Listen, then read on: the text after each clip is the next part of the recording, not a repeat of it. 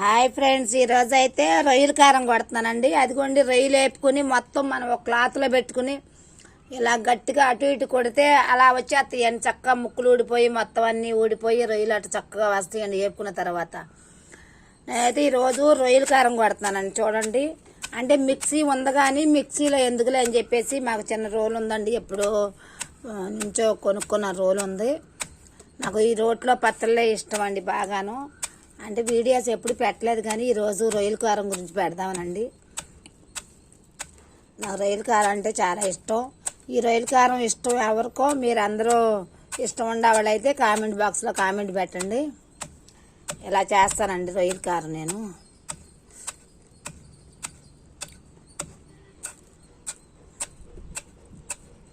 అంటే మిరకాయలు వేసేసానండి. మిరకాయలు వేసిన తర్వాత రొయ్యల కారం కొడుతున్నాను.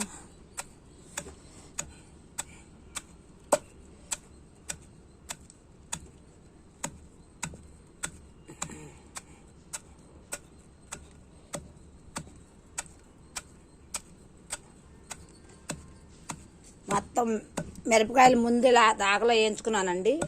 దాంట్లో వేసి ఇప్పుడైతే జీలకర్ర వేస్తానండి.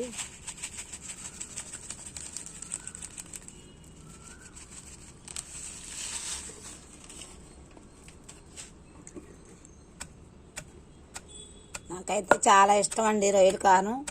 రొయ్యలు అంటే మేము కొనుక్కోలేదండి, మా ఫ్రెండ్ ఉందండి. మా ఫ్రెండు నాగాలంకలో ఉంటుందండి. మా ఫ్రెండ్ మా దగ్గరే డ్యూటీ చేస్తుంది. నాకు కొంచెం రొయ్యలు ఇచ్చారండి. రొయ్యలు ఇస్తే తెచ్చుకుని అలా రొయ్యల కారం కొట్టుకుంటున్నానండి.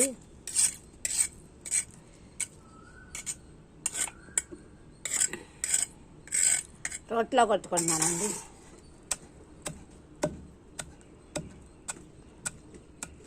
మా ఫ్రెండ్ మనీ ఇచ్చిందండి, రొయ్యలు ఇచ్చిందండి. వాళ్ళు నాగాలంకలో ఉంటారు, వాళ్ళ చెల్లి వాళ్ళందరూ.